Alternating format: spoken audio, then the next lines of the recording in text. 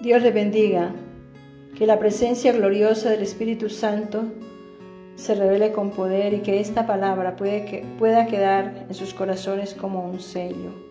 Démosle gracias a Dios, recordemos la enseñanza anterior, recordemos cuánto pudimos aplicar, porque cada vez que recibamos la palabra es necesario que tengamos claro que el plan es poderla poner por obra, porque de lo contrario no funciona. Recordemos que la palabra es como la medicina. Si la tenemos ahí en la mesa y la miramos y no nos la tomamos, pues nunca vamos a saber el efecto que verdaderamente tiene esa medicina que necesitamos. Amén. Entonces recordemos la enseñanza, oremos.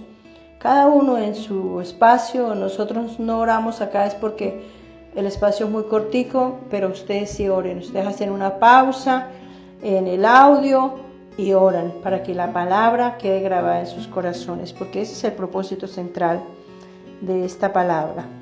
Seguimos en el capítulo 14 del libro de Proverbios y vamos a estudiar los versículos 33 y 34. El 33 dice: en el corazón del prudente reposa la sabiduría, pero no es conocida en medio de los necios. Ya sabemos que el prudente es aquella persona que tiene la capacidad de evaluar, de analizar, de medir consecuencias antes de tomar una decisión. Esa es una persona que es prudente. Y dice que en el prudente reposa la sabiduría. Precisamente la sabiduría es la que nos lleva a tomar esta decisión o hacer las cosas de esta manera. O sea, la sabiduría es la que nos lleva a tener conciencia de la responsabilidad de cada cosa que nosotros hacemos. Dice que reposa en el prudente, pero que no es conocida en medio de los necios, porque el necio se ocupa de llevar la contraria siempre. Él no quiere hacer las cosas como son, sino como a él le gusta, como a él le parece, como él cree, como otros creen, mas no como Dios dice. Eso se llama rebeldía. Recordemos que el necio sabe lo que hay que hacer y cómo hacerlo bien, pero no quiere hacerlo a su manera. Y al hacerlo a su manera, pues se convierte en una necedad. Y eso es lo que nos dice acá, que la sabiduría, esa es una palabra que no le aparece en el diccionario del necio. No sabe para qué sirve, no sabe la importancia, la trascendencia, el beneficio tan grande que es tener la sabiduría de Dios.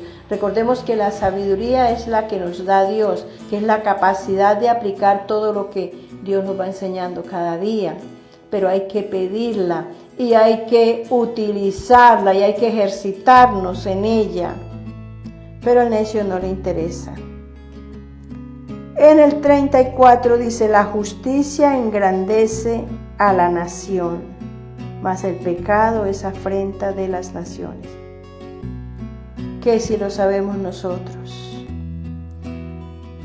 Si hubiese justicia en nuestros gobernantes, en nuestros legisladores, en las personas que deben poner justicia y aplicar la justicia, no estaríamos en las tantas dificultades que estamos. Y no solamente nuestra nación, todas las naciones, tristemente llegamos a ese punto que incluso dice la palabra, que a este punto íbamos a llegar, donde todo se maneja buscando su propio beneficio, buscando el beneficio de otro, pero siempre con intereses malsanos, con intereses contrarios al cumplimiento para lo cual han sido llamados como gobernantes, como dirigentes, como jueces, que es que el pueblo sea beneficiario de todas las bendiciones que Dios envía.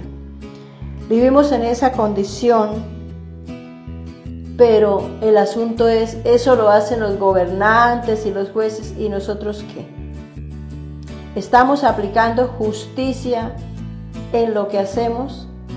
En la pequeña escala en la que nosotros podemos actuar, porque es que a veces nos escudamos en que los grandes lo hacen mal y que otros lo hacen mal, pues si otros lo hacen mal es problema de ellos, pero nosotros sí debemos esforzarnos por hacer lo correcto, lo que es de acuerdo a la palabra, mirar la relación que tenemos con los demás, ser correctos en el hablar, ser correctos en cumplir lo que nos comprometemos a dar o a hacer, ser correctos en la manera en que nos comportamos, en la manera de hablarle a las personas, cuidando cada palabra, con prudencia, con sabiduría, con amor, con paciencia.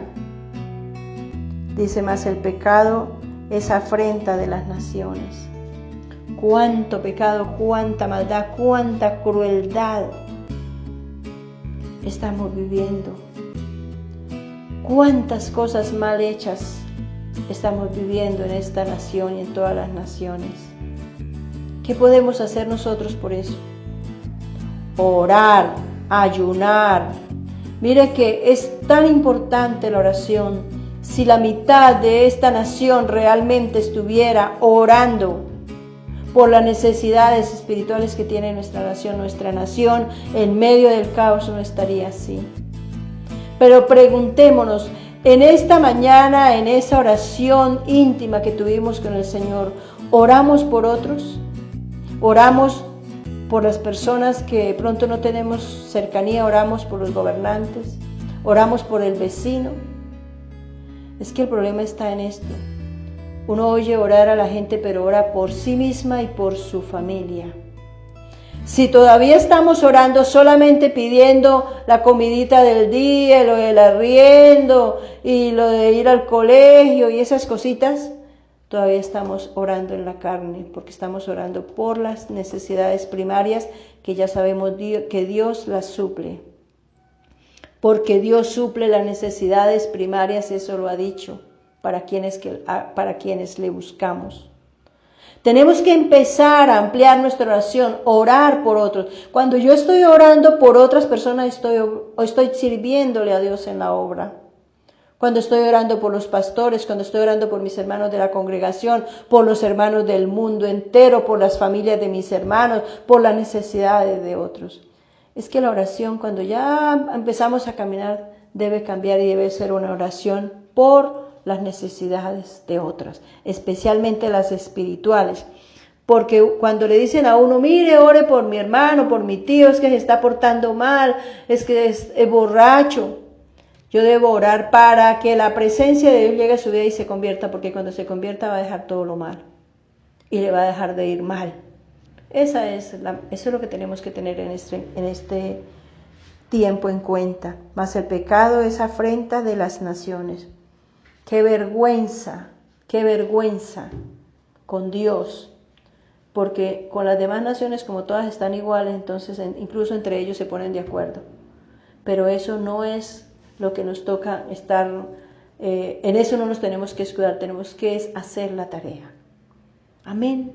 Vamos a hacer la tarea de aquí en adelante. Vamos a empezar a orar, a clamar, a ayunar por las necesidades de otros. Porque cuando yo me ocupo de otros, Dios se encarga de mí. Y eso se lo digo por experiencia de 20 y pico de años que llevo haciendo esa tarea. Yo me ocupo de la obra de Dios y Él siempre se ha ocupado de mí.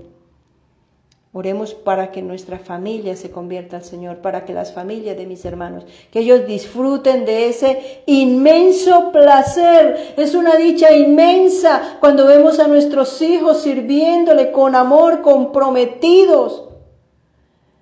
Yo siempre le clamo a Dios que así como Él me ha dado ese privilegio de poder disfrutar ese beneficio de que mis hijos estén sirviéndole al Señor por su misericordia, que todos mis hermanos puedan disfrutar de ese gran beneficio. Recuerden que en Cristo somos más que vencedores y que en Él siempre estaremos bendecidos, prosperados y en victoria. Les habla la pastora Rosalba Suárez de Iglesia Misionera de Bucaramanga. Recuerde que no estás solo, que Dios te ve.